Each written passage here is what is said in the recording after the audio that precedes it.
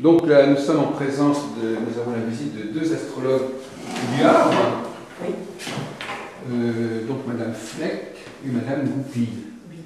Voilà. Alors donc Madame Fleck, on a déjà eu l'occasion de parler un petit peu, mais peut-être pas sur le plan de votre activité professionnelle. Et donc, comment ça se passe? Vous avez donc du temps que vous consacrez à recevoir des clients, c'est ça? Non, je ne fais pas de consultation. Ah, moi, je donne des cours d'astrologie. Voilà, vous êtes enseignante. Je transmets. D'accord. Voilà. Je ne fais pas de consultation, sauf pour quelques Oui, c'est pas du tout la façon de travailler. Non. Et la consultation, c'est le compte-goutte, c'est ponctuel. Voilà. Là, c'est intensif. Là, c'est beaucoup plus intensif et ça m'incite à faire moi-même des recherches et à continuer à essayer de me perfectionner. Mais Madame Goupil n'est pas une de vos élèves? Pas du tout. Non, elle a une autre formation. Oui, et nous ne pratiquons pas tout à fait la même astrologie. Ben non, parce que vous êtes plutôt de la mouvance karmique. Tout à fait, astrologie karmique. Donc, et vous n'êtes pas votre démarche. C'est pas tellement ma démarche. Voilà, c'est ça. Enfin, vous avez quand même vous êtes rencontrés. Oui, on s'est rencontrés. Vous savez que vous existez, d'accord. Nous savons que nous existons. Et donc, vous avez été formé comment Moi, j'ai été formée par Nicole Sauvager, Nicole Sauvager, alors c'est qui? Qui est une astrologue karmique. De quel endroit? Qui habite Pont-l'Évêque. Ah d'accord, elle est toujours en activité? Tout à fait, oui. Voilà, c'est quelqu'un qu'on devrait un jour rencontrer. Ah oui, bien sûr. Oui. On découvre, on n'arrête pas de recenser, on découvre constamment des personnes. Donc Pont-l'Évêque, c'est à combien? C'est entre Rouen et... Pont-l'Évêque, c'est à côté de Deauville. Ah oui, d'accord. Deauville-Honfleur. Ah oui, d'accord, c'est voilà. ça. Oui. C'est dans le Calvados. Oui, c'est ça, d'accord. Mais donc, pourquoi cette astrologie-là en particulier? Ça correspond à un parcours de vie personnel qui vous a amené à cette forme d'astrologie, ou c'est par hasard que vous avez rencontré cette forme d'astrologie? Alors, tout d'abord, le karma, c'est quelque chose, je crois au karma, oui, voilà. Déjà. Hein. Et en fait, l'astrologie karmique, eh bien, en fait, ce qu'on a ramené de nos vies antérieures nous permet de comprendre la façon dont on est construit aujourd'hui, simplement. C'est pour ça. Alors même pour les gens qui ne croient pas au karma, et lorsque je fais des consultations, c'est beaucoup plus facile pour eux de comprendre leur fonctionnement. Mais alors, justement leur vie antérieure. Alors, donc le karma, parce que le karma peut exister, l'astrologie peut exister, mais les liens entre les deux, c'est un autre sujet. En quoi l'astrologie est un moyen d'explorer la dimension karmique de la personne? Eh bien, c'est en fonction des planètes. Les planètes vous disent, vous parlent de ce que la personne a vécu avant, ou bien... Si elle vient, par exemple, je dirais par exemple Capricorne, Cancer, elle vient de vie très très compliquée, très dure, d'une grande rigidité, ce qui fait qu'aujourd'hui, elle peut effectivement assumer des choses très très difficiles dans sa vie. Voilà. Après, il y a plein. Chaque signe zodiacal renvoie déjà à une sorte de schéma de vie antérieur. Déjà, oui. Ah oui, c'est intéressant. C'est ce qu'a construit Madame Sauvager.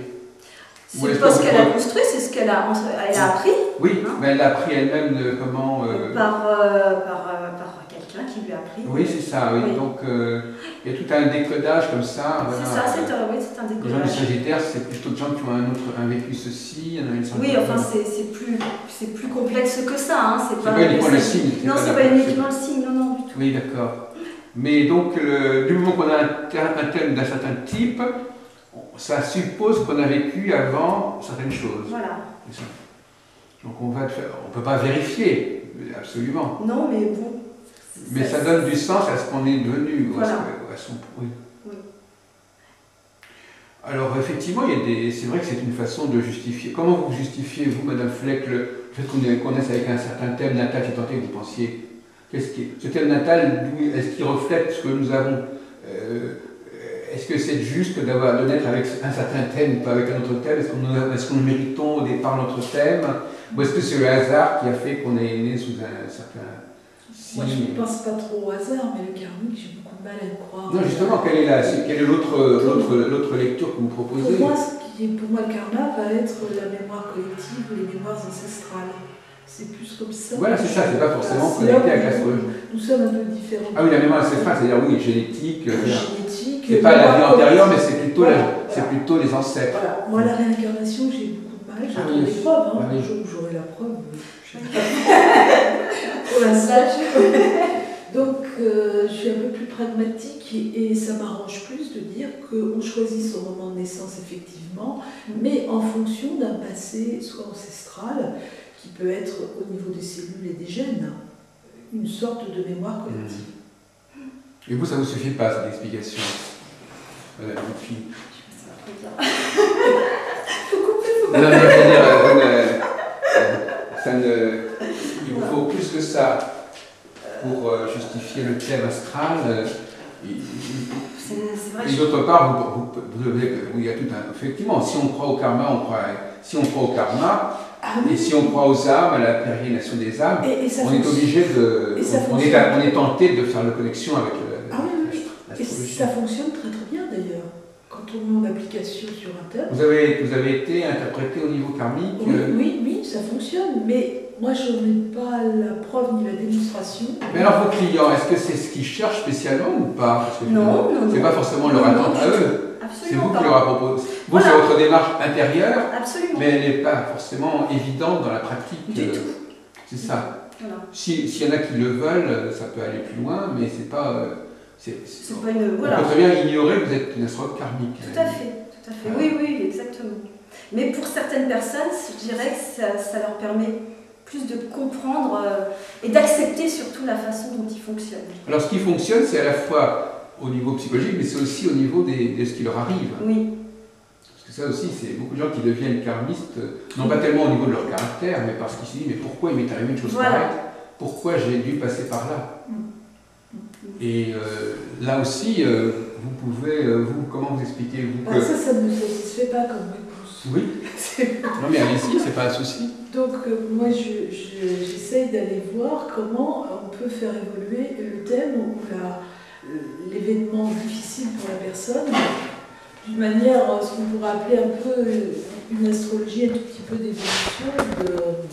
Le mot évolution est utilisé d'ailleurs dans l'astrologie karmique. Voilà, mais et pas on dans peut le même sens. l'utiliser aussi dans l'astrologie traditionnelle et on peut l'utiliser aussi dans l'astrologie humaniste ou autre. Alors, au niveau des prévisions, donc finalement, ce que je voudrais vous demander, votre prénom c'est Michel. Michel. Ce que je voudrais vous demander, c'est est-ce que vous êtes très prévisionniste, Michel Très prévisionniste, non. Mais malgré tout, quand vous essayez de comprendre des moments forts, des moments clés de la vie de la personne. Tout à fait, oui.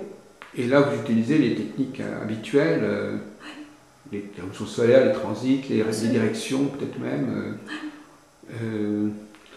Mais alors, quelles sont les limites de l'astrologie, à votre avis? J'espère que je ne vais pas vous perturber en vous posant ce genre de questions. Est-ce qu'il y a des choses jusqu'à quel point, au-delà de quelles limites, on peut plus, l'astrologie n'est plus compétente, devient plus de la voyance ou de la...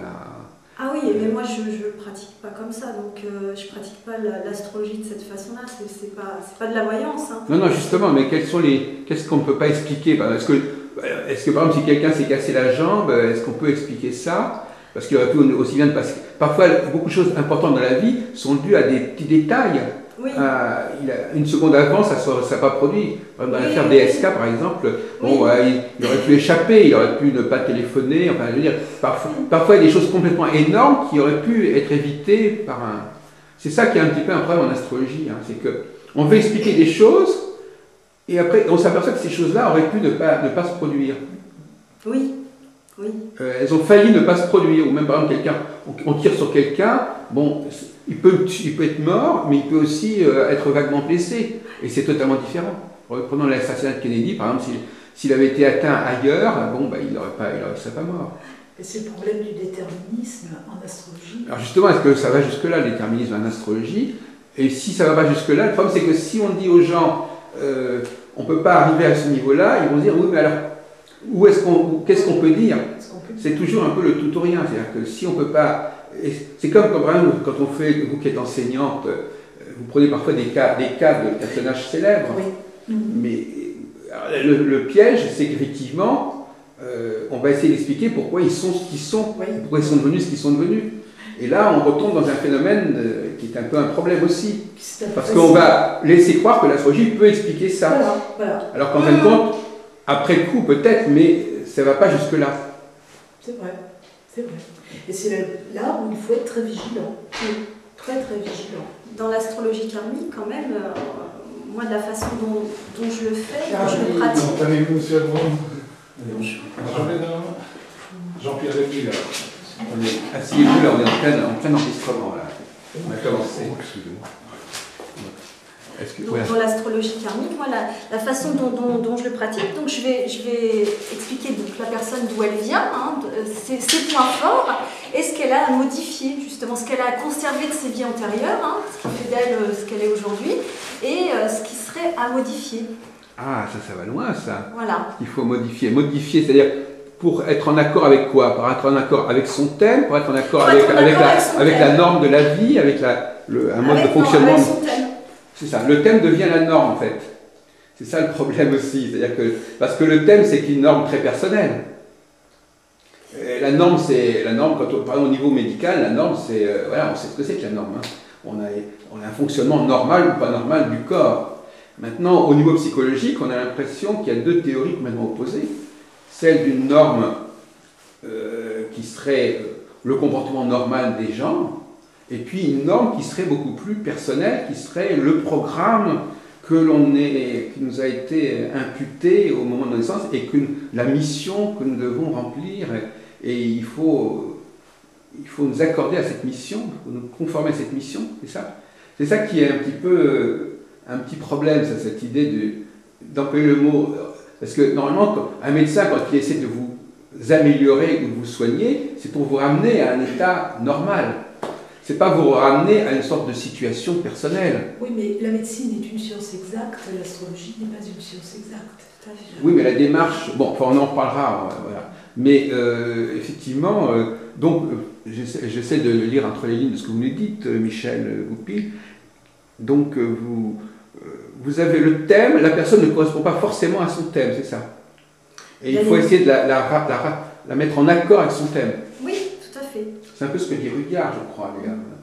Hein, c'est-à-dire que la société peut nous éloigner de ce que nous sommes, elle peut avoir une influence qui nous perturbe, et le thème nous permet de nous recentrer.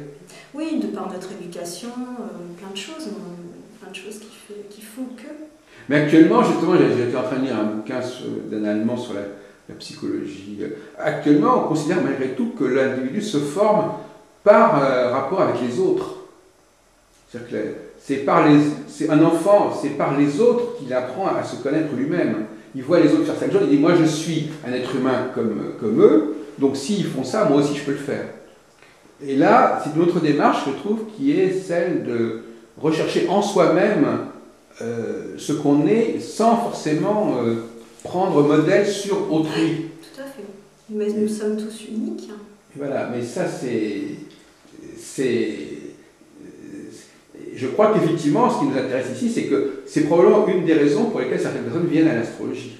Parce que quelque part, le rapport à autrui est problématique. Ils ne trouvent pas dans autrui quelque chose qui va les inspirer. Ils renoncent à cette démarche d'identification, de mimétisme par rapport aux autres. Quelque part, à un moment donné, cette démarche a été bloquée.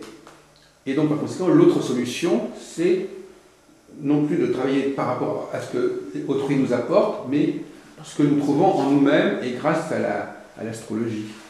Alors vous-même, qui êtes-vous, madame? Moi, je suis Elvira Corré, je suis une élève de Monique Fleck. Ah, d'accord, c'est la personne que vous nous avez annoncée. Voilà. D'accord, donc vous n'êtes pas professionnelle. Non. Mais est-ce que vous réagissez un peu à ce qu'on vient de dire depuis 10 minutes que vous êtes là? Mais en fait, ce qui me fait réagir, c'est quand vous dites un enfant, il va réagir par rapport à l'autre. Mais en fait, un enfant va réagir par rapport à ce qu'on va lui demander d'être.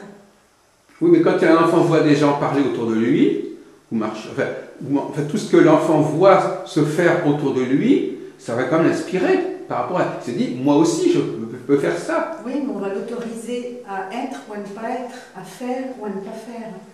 Et à un moment donné, on a envie de sortir de ça. Et justement, l'astrologie permet de sortir de cette chose-là. Ah oui, donc il y a quelque chose de contraignant dans l'environnement. Vous trouvez que c'est contraignant et que donc par conséquent, il faut avoir une échappatoire, il faut avoir une autre solution. Qu'est-ce que vous vouliez dire, Michel? Une forme de liberté, hein, Tout à fait. Moi, je pense que...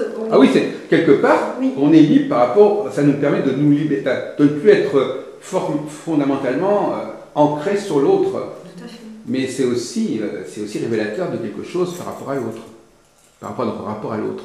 C'est pas un rapport à l'autre qui est facile, hein, apparemment. Hein. C'est pour ça que, non, je veux dire que les gens qui vont à l'astrologie, quelque part, ils n'ont pas un rapport très, très facile, très serein par rapport aux autres. Contraignance, contraintes, modèles qui ne correspondent pas.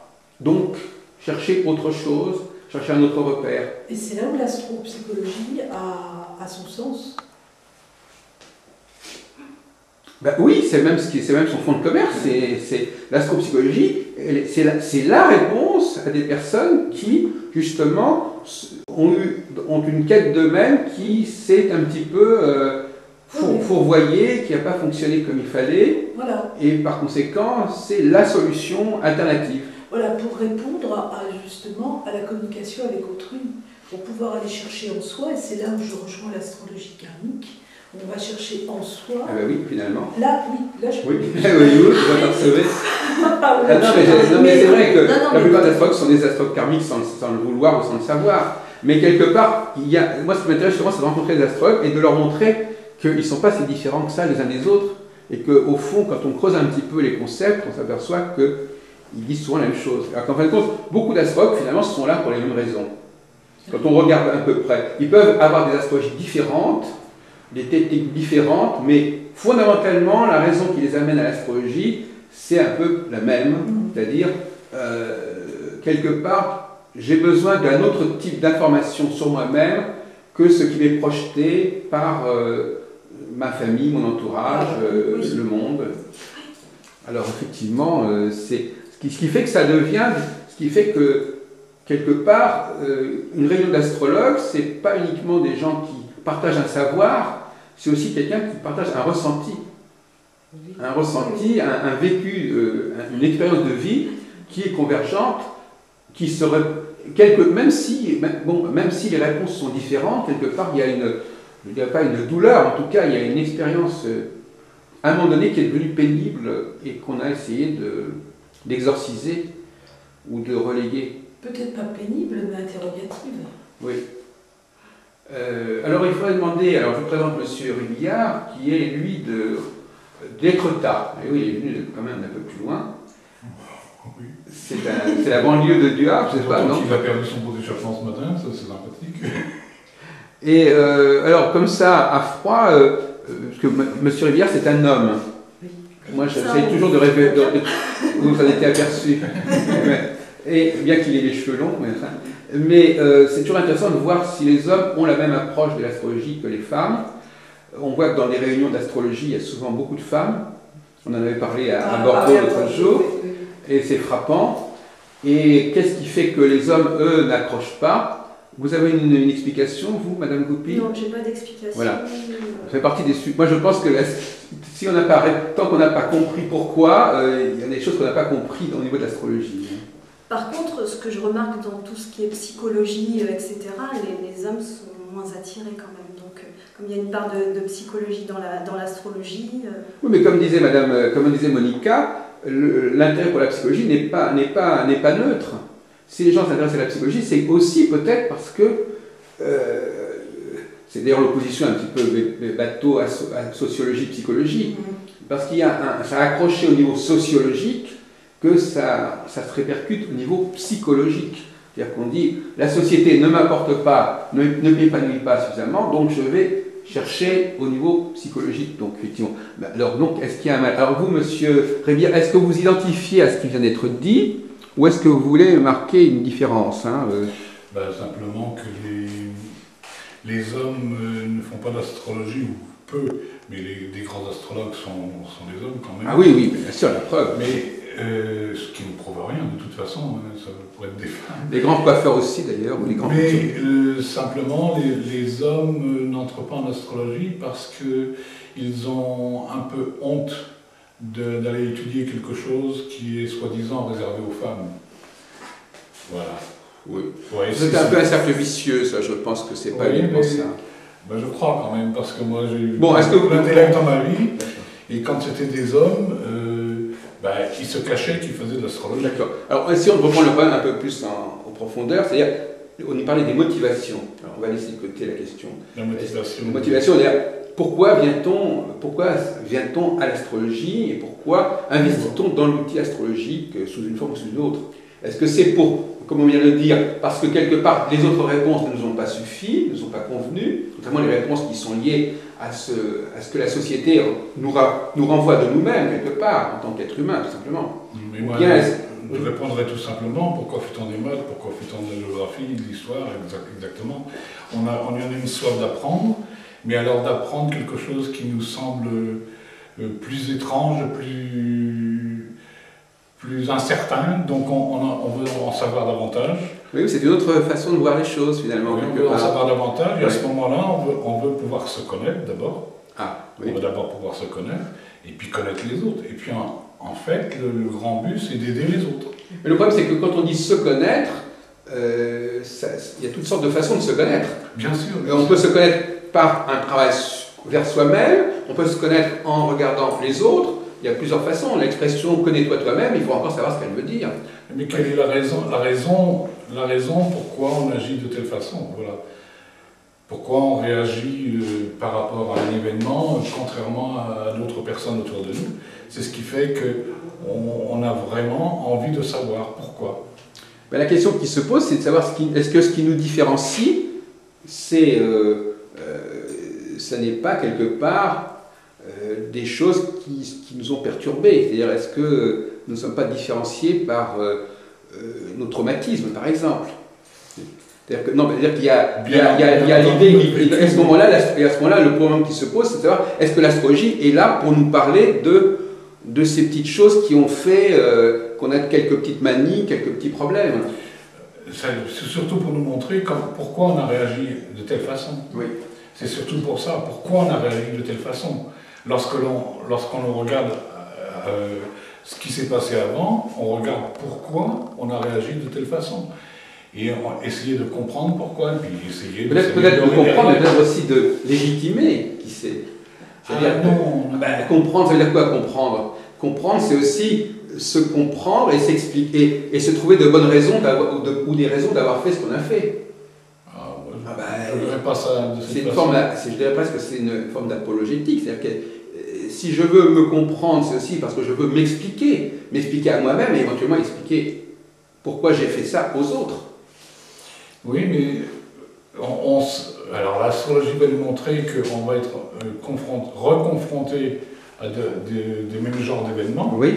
Et donc, quand on a compris qu'on avait réagi de telle façon, la prochaine fois, on va essayer de faire différemment. Parce que là, on va être conscient de ce qui arrive. Au départ, on n'est pas conscient. Oui, ça nous arrive comme ça, on ne sait pas pourquoi. On réagit et la fois d'après, si on est conscient, si on a compris qu'est-ce qui s'était produit, quel est l'événement qui a fait qu'on a réagi, eh bien on va réagir différemment, en espérant, parce que on retombe toujours dans les mêmes travers, on le sait très bien, mais je crois que c'est pour moi c'est le but principal, quand même. Et c'est pour ça que j'en parlerai tout à l'heure. Oui, alors quelles sont les autres questions que je posais avant de vous arriver? Quelles sont les limites de l'astrologie, M. Révillard? En fin de compte, derrière tout ce que vous dites, on se dit, mais alors où s'arrête l'astrologie? Alors, elle n'a pas de limite, l'astrologie, seulement elle est limitée par nos connaissances, tout simplement. Normalement, sa vocation serait d'appréhender la totalité de ce qui se passe. Idéalement, pour vous, c'est ça. Tout à fait. C'est un savoir total. Mais ça n'arrivera que... Oui, mais enfin, disons qu'elle en est virtuellement... Voilà, c'est ça. Mais virtuellement, elle a vocation à être cela. Voilà, oui. Non, mais moi je vous laisse pas. Moi c'est comme ça, mais je sais bien par rapport à vos écrits, je vous lis beaucoup, ça n'a rien à voir, et puis on se connaît bien tous les deux depuis longtemps. Non, mais cette question des limites, effectivement, monsieur Révillard, effectivement, il va nous en parler, il a élaboré un système, parce qu'il y a aussi une question là que je voudrais poser à Madame Goupil avant qu'elle ne nous quitte, parce qu'elle est assez pressée. Est-ce que l'astrologie peut s'améliorer? On parlait de l'amélioration de l'être humain. Mais l'astrologie peut-elle se réformer, s'améliorer, et comment, dans quelle façon? Parce que ce qui est intéressant, c'est que de la même façon que les êtres humains peuvent être perturbés ou déformés ou dévoyés, il y a des savoirs aussi qui peuvent l'être. Ah oui, tout à fait. Hein? Un savoir peut l'être aussi. Et comment peut-on ramener ce savoir à sa vocation véritable? Par l'étude. L'étude et la recherche. Continuer à rechercher. Même les savoirs, eux aussi, ne sont pas forcément épargnés par des traumatismes ou des fausses voies. C'est pareil pour la médecine, c'est pareil, pour tout. Hein. L'astrologie n'est pas exempte. Donc lui, par exemple, notre ami Rébillard et moi-même aussi, on a élaboré de nouveaux concepts, de nouvelles façons de travailler l'astrologie. En pensant que quelque part, justement, il manquait certaines choses, ou que ce n'était pas assez cohérent. Mais vous êtes plus pour la masse que pour l'individuel. Oui, enfin, bon, c'est effectivement, c'est vrai que là, vous posez un autre sujet qui est quelle est l'astrologie qu'on donne au monde, hein? C'est-à-dire, il y a le problème de savoir, c'est la dialectique entre l'astrologue et l'astrologie. C'est-à-dire, est-ce que l'astrologie a besoin des astrologues ou est-ce que l'astrologie peut fonctionner toute seule? C'est-à-dire, je sais pas si c'est ce que je veux dire. Est-ce que l'astrologie est tellement compliquée et tellement alambiquée que s'il n'y a pas un astrologue pour traduire, pour interpréter, ça ne va pas marcher? Ou bien est-ce qu'il faut simplifier l'astrologie pour que, à ce moment-là, l'astrologie puisse voler de ses propres ailes, en quelque sorte, sans l'aide de l'astrologue? C'est pas possible. Excusez-moi aussi, c'est pas possible. Si vous faites de l'algèbre, si vous n'avez pas un prof d'algèbre, vous ne faites rien. Si vous n'avez pas quelqu'un qui s'y connaît en algèbre, vous n'avez rien. Mais là, on parle de l'enseignant, mais là, on parle de la consultation. C'est un autre problème. Non, mais oui, je veux dire, oui. Mais il faut quand même quelqu'un qui puisse déchiffrer. Si vous faites de la sténo, si vous voulez retaper le texte. Oui, mais enfin, cher monsieur, par exemple, un livre, la plupart des gens savent lire. Hein, donc il y a des choses, des savoirs qui peuvent être répandus très largement. Oui, mais je reprends la sténo, moi je ne peux pas lire la sténo. C'est un peu dépassé, la sténo. Oui. Et alors le langage des signes, je ne sais pas le faire. Mais malgré tout, les gens qui font la sténo, ils apprennent la sténo. Voilà. Mais c'est pas. Donc il y a un professionnel tout d'un coup. Ah, de toute façon, il ne s'agit pas. La question n'est pas de savoir. Il s'agit bien. Tout s'apprend, même l'astrologie s'apprend. La question est de savoir si elle s'apprend. Justement, est-ce qu'elle peut s'apprendre ou est-ce qu'il y a besoin de l'astrologue pour être toujours là, derrière? Elle peut s'apprendre. Bon, voyez-vous, elle doit s'apprendre. C'est bien ce qu'on dit, voyez-vous, on n'est pas en train de dire le contraire. On dit, à un moment donné, l'astrologie doit être suffisamment structurée et cohérente pour qu'elle puisse être mise dans les mains de beaucoup de gens, et dans tout le monde. Pour moi, elle devrait être enseignée à l'école. Voilà, donc on est bien d'accord là-dessus. Bon, donc c'est pas la même chose que de dire l'astrologie a besoin des astrologues au sens de l'astrologue qui reçoit et qui va vous interpréter votre thème, etc. Non, on n'a pas besoin du médecin non plus. Voilà, donc on s'était mal compris. Et ce qui est important aussi, c'est la présence de l'astrologue face au consultant. Parce que là, le consultant va avoir des réponses qu'il ne peut pas trouver en lui-même. Et c'est l'astrologue qui va l'aider à cheminer dans son thème. C'est là le rôle de l'astrologue. Et là, c'est un psychologue. Oui. Ah, et voilà. Oui. Oui, mais c'est pas forcément. Alors justement, alors c'est un autre sujet. C'est-à-dire, est-ce que c'est l'astrologue ou est-ce que c'est un psychologue qui se sert de l'astrologie?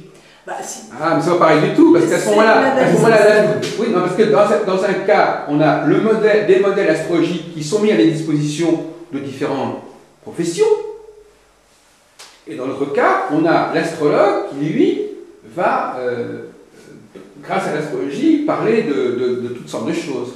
C'est pas du tout la même chose. Oui, c'est un gain de temps pour la personne, parce que si elle doit étudier pendant 10 ans l'astrologie... Mais pourquoi faudrait-il... Mais justement, Madame Fleck, la question est de savoir s'il faut 10 ans pour étudier l'astrologie. L'astrologie telle qu'on la connaît aujourd'hui, peut-être, mais est-ce que justement cette astrologie ne sait pas... Est-ce qu'elle ne devrait pas faire une cure considérable d'amaigrissement est-ce qu'elle n'est pas devenue boursouflée? Mais là, quand vous dites qu'il faut 10 ans pour... Je dis 10 ans, je dis un chiffre comme ça. L'intelligence, elle est nécessaire, malheureusement. Elle est nécessaire, malheureusement, parce que l'astrologie serait méconnue.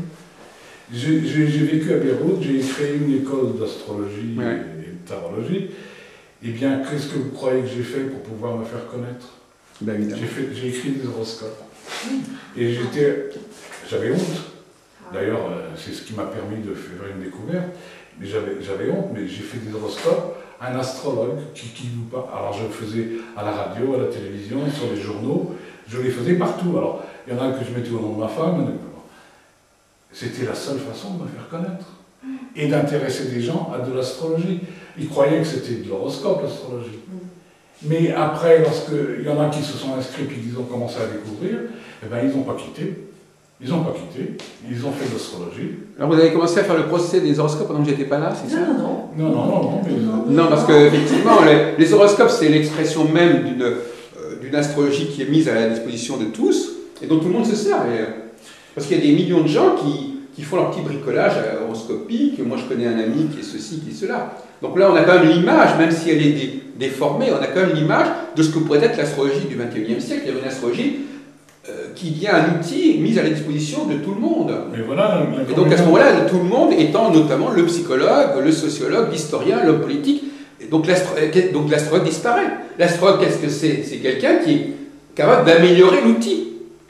C'est ça. Le véritable astrologue, pour retrouver les lettres de noblesse de l'astrologue, ce sont des gens qui, effectivement, retravaillent l'outil astrologique, le repensent, et le mettre à la disposition du public.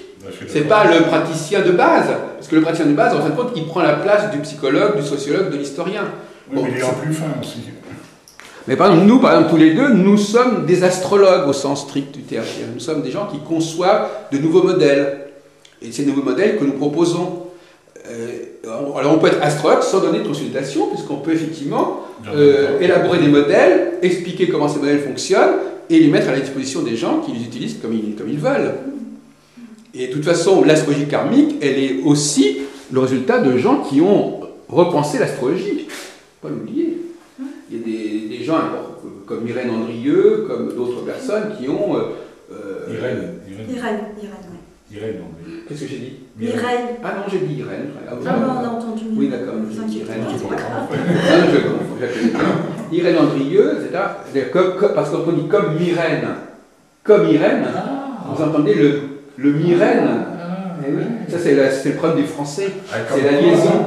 Comme Irène, ça fait penser comme Mireille. C'était intéressant de savoir pourquoi on fait des erreurs. C'est intéressant, on se dit tiens, il y a une erreur, pourquoi? Il y avait une ambiguïté, et hop, ça y est. Donc effectivement, les grands astrologues, on le sait très bien, ce ne sont pas des gens qui sont d'excellents praticiens. On sait que c'est des gens comme Barbeau, comme Nicolas, comme des gens qui ont reformulé l'astrologie. Donc le mot astrologue est revendiqué par les gens qui pratiquent l'astrologie de manière quasiment un peu abusive. Il faudrait parler de praticiens de l'astrologie. Mais les astrologues au sens noble, ce sont des gens qui réinvestissent l'astrologie, qui la repensent, qui la reformulent. Enfin, je ne veux pas dire ça, mais il y a un problème là de... Mais le discours sur l'astrologie. Oui, voilà. Quand on dit qu'un grand astrologue, Bruyard, on ne sait pas du tout s'il était un bon astrologue praticien. Probablement pas forcément plus qu'un autre. Mais par contre, il a parlé de l'astrologie, il l'a représenté, il l'a repositionné, et c'est ça qui fait son mérite. Oui. Et donc il faut quand même en être conscient. Cela dit, vous n'êtes peut-être pas d'accord avec cette représentation un peu élitiste de l'astrologue. Mais il faut avoir pratiqué quand même avec le patient, enfin avec le client. Il faut avoir testé votre propre outil, c'est clair. Il faut vraiment... j'en ai fait pendant des années quand même. Mais de toute façon, vous êtes resté quand même dans une astrologie... c'est classique. Voilà. Oui.